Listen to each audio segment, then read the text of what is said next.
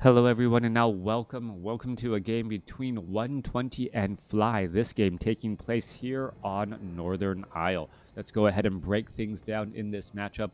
120 spawning as the blue Undead on the bottom left hand side of the map. Gonna go ahead and go to 8 times speed for that 2-minute mark. Meanwhile, Fly spawning as the yellow orc on the top right.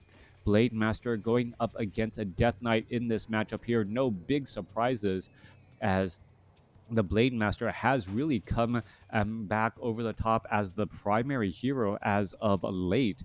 Not quite sure why that is the case, as Mirror Image was the only real recent change that I can think about for the Blade Master, and the Blade Master often doesn't use Mirror Image anymore. So that will be something to keep track of and talk about. Ensnare stops Blade Storm or not? I don't think it does. I don't think it does. I think the Blade Storm, since its ability is such a even though it's technically a channeled ability, I I don't believe it actually stops it. Maybe just roots him. Oh no, okay, test. Maybe Headhunter nerf.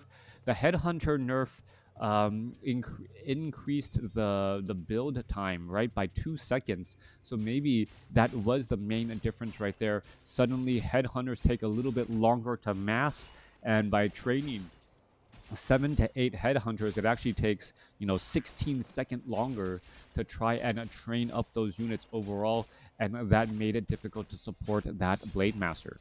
We'll have to see as the meta does end up settling, and where all of the players decide the direction of the game and how the game really should be properly played. Coming back around here, tech to tier 2 has already begun on both sides here. We are looking at a war mill being placed down as well. So we could perhaps be looking into headhunters with that Blade Master, but I'm expecting it for more upgrades than anything else. Death Knight continuing to do some creeping as we are now transitioning into some Crypt Fiends. Death Knight Crypt Fiends, a very, very common staple strategy for anyone who's been playing, WarCraft for the past 20 years. Blade Master looking to go after that Acolyte, ends up getting denied by creeps, and now, a mirror image. Is that, yeah, that is just, no, that is not a mirror image. That was just a wand of illusion being able to, do a little bit of tracking off over there. Farseer gets better with Headhunter. Farseer Headhunter uses that range a bit better with the Spirit Wolves. With the Spirit Wolves being a bit of a front line, so it's a combination of things right there. If the Farseer normally doesn't have or Orc doesn't normally have great damage output aside from that Blade Master, Headhunters were buffed, and with that Headhunter buff, Orc was able to mass up those headhunters in a significant manner.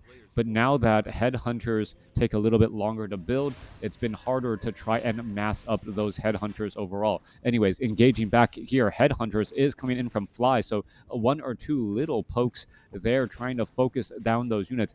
Headhunters really become much stronger once you go into tier 3 and go into berserkers. But oftentimes, a lot of Orc players don't even go to tier 3, so that could be a difference there. Farseer often goes into tier 3, while Blade Master, Shadowhunter often stays in tier 2. There's a lot of things to analyze when the balance gets slightly changed overall. Coming back down to the bottom left-hand side of the map, we are, looking at 120, already getting up that Lich, getting up that Slaughterhouse, and getting that Halls of the Dead. Pretty much a standard play overall. Undead really wanting to go to, tier 3 for all of those powerful items. Powerful items and upgrades. Orb of Corruption being one of those items that unlocks and really gives hard-hitting power to that Lich. Coming back around, we're looking at well, some hexes going down onto a Crypt Fiend. Crypt Fiend could end up getting taken down. It still might end up getting taken down, even though there was that save right there. Was waiting for the target, as this Crypt Fiend could be in a little bit of trouble as well, trying to still be saved. Blade Master going slice after slice and should be able to finish it off. Gets up to level 3 and now going after another target again. There goes a Hex onto the Death Knight. Death Knight could be down to 97 hit points, down to 75, and Windwalk Strike ends up dealing the killing blow. Are we going to see a Frost Nova on the Blade Master? Blade Master trying to retreat back down to 105 hit points. Even if he had Windwalk, the Dust of Appearance was still lingering right there. Death Knight falling at level 2, giving him just enough additional hit points to walk away. And with that, a big win for Fly. Lich forced to retreat back home, and now, well, losing your hero at this point in stage in the game really throws off timing. Professional players often have their build orders all set aside. They know how they're going to spend every bit of gold for the first 8 to 10 minutes of a game. Being forced to resurrect a level 2 Death Knight does change things up and also slows down 120's ability to try and creep out. You can see the Death Knight not here, providing a little bit of additional damage. And it was Frost Armor first, so no chance for a Frost Nova to try and take down that Death Knight. Blade Master off to the north here does pick up a Wand of the Wind, and now also has a Potion of Lesser Invulnerability from that shop. Shadow Hunter now clearing out this 5/4/4 creep camp, which will get him very close to level 3, if not get there completely. There might just be enough experience if the Blade Master doesn't end up stealing a little. Coming back down to the south side here, Lich is already at level 2. Claws of Attack +9 and Orb of Corruption transferred over, in addition to a Circlet of Nobility. That Lich now with a +16 auto attack. Well, something to be reckoned with. Down to the south side here, Shadow Hunter does get to level 3 again, 504. I guess a common experience amount for heroes at level 3, as the Grunt, well, in a dangerous situation, doesn't want to take any damage overall, as we do go to Berserkers.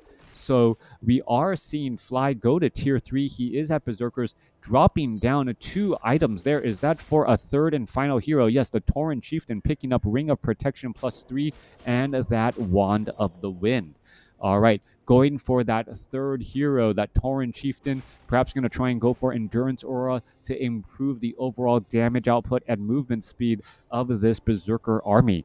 Meanwhile, we are looking at a third and final hero, the Pit Lord, the third and final hero coming in from the Undead army from that tavern. Both sides, are they getting ready to engage? I do believe so. Lich trying to get in some damage here, and units are trying to retreat back. Berserker's going to try and engage, and here we go. Towel of Terror. There goes a stomp there. Death Knight and Pit Lord both taking quite a bit of damage. Berserker's trying to, well, use that Berserker Frenzy to burst down a unit or two. Ghouls could get taken down. Raider actually getting completely surrounded and ends up getting cleaned up by the Undead army. Berserkers trying to turn back around, perhaps going to find a couple of easy units. Another Grunt going to get taken out, giving level 3 to the Death Knight. Death Knight may be able to start landing Death Coils on a fleeing Orc army, as that Kodo Beast tries to retreat back. Kodo Beast down to 552 hit points, and with that negative armor slowing attack, it's going to get taken down as well. Just a matter of time. No Death Coil, down to 75 hit points. One auto attack by the Lich, not enough to finish it off. All right, Kodo Beast able to retreat all the way back here, but we are looking still at 120, giving proper chase here, as the Obsidian statues keep this party going for the Undead with hit points and mana. Both sides still fighting their way through. Shadow Hunter, Potion of Invulnerability, able to stay alive. Crypt Fiend starting to get poked apart here, as the Death Knight starting to run low on mana, even with a Sobi Mask and Obsidian statues here. All right, in comes a Stomp. A Blade Master could be in trouble, down to 99 hit points. He's able to retreat back. Healing Wave, Manda Mana Stealing, I think, was used against there. I'm not quite sure if that was the case. It looked like the animation for Wanda Mana Stealing, and the Shadow Hunter wanted to try and cast a Healing Wave, but somehow found himself less on mana, I think. Well, for you guys who are watching on YouTube, you can let me know if I was right. probably wrong. I don't remember seeing a Wand of Mana Stealing, but something happened where the Shadow Hunter lost quite a bit of mana, but I don't know how he used it or how it was used. Coming back through, Tuskar Trapper going to get cleaned up. Meanwhile, Lich fighting this party, wanting to get some damage on some fleeing units as the Berserkers are finishing off the remainder of the creep camp before turning their attention back on to, well, the army of 120. 120 trying to retreat back with those Obsidian Statues. Obsidian Statues need to stay away as a Purge would quickly cause some problems there as the Obsidian Statues are trying to head back now. Are we going to see some absorbed mana? One Destroyer gets taken down. Level 4 now on the Blade Master as the Blade Master going after some additional targets here. 44 supply compared to 47. Still pushing in pressure as the Berserkers are trying to find and poke apart that one Obsidian statue as it, well, does absorb damage easily from those Berserkers. Berserkers now switching their target to a Destroyer. Destroyer could end up getting taken down, yes, with Wand of the Wind on the Death Knight, taking down or taking out the possibility of a 400 hit point heal, able to finish it off. Tauren Chieftain could throw down a stomp to get in a little bit of separation. Doesn't really need it though, as the Berserker, however, this Trillion Berserker could have a very bad day. Healing Wave to stay alive.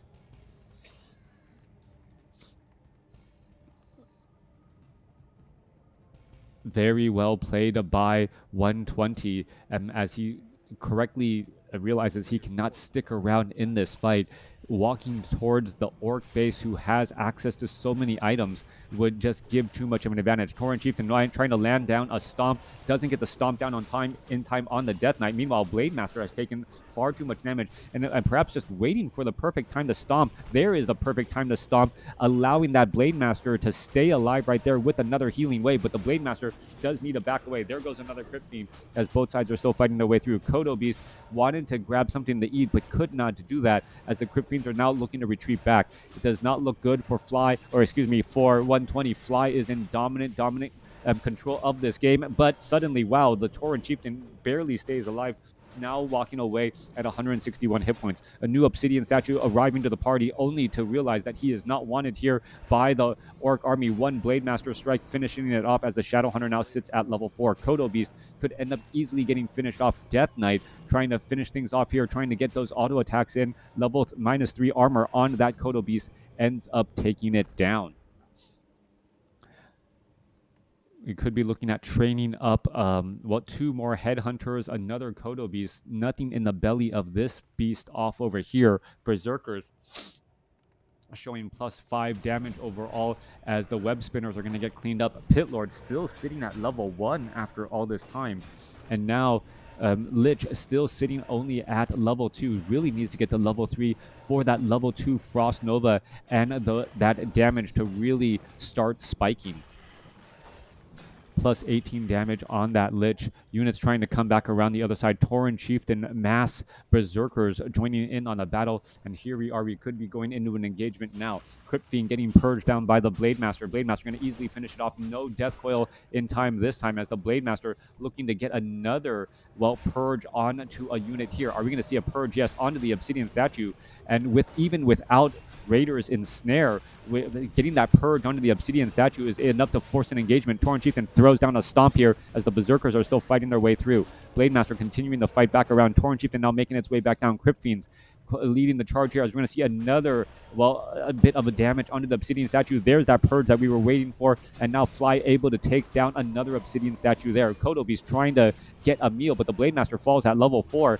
Kodo unable to eat there, and now suddenly without the Blade Master, is there going to be enough damage output overall? No purging either, and without the purging, the Obsidian statues are simply able to walk around the map fairly easily as they're trying to retreat back again and again. Berserkers trying to catch up to that Obsidian statue. Unholy Aura on that Obsidian statue, allowing for faster movement as he's still trying to back away. As the, Berserker army is trying to chase down the Obsidian statue, Undead army is going after all of those Berserkers and able to rack up quite a bit of damage as well. We're going to see a Crypt Fiend almost get taken down, but saved right at the last minute. Both sides fighting their way through. Blade Master needs to get back into this fight. He has been resurrected at the tavern and ready to join back in here on this battle. All right, Staff of Teleportation, Scroll of Town Portal outbound as the battle finally comes to an end.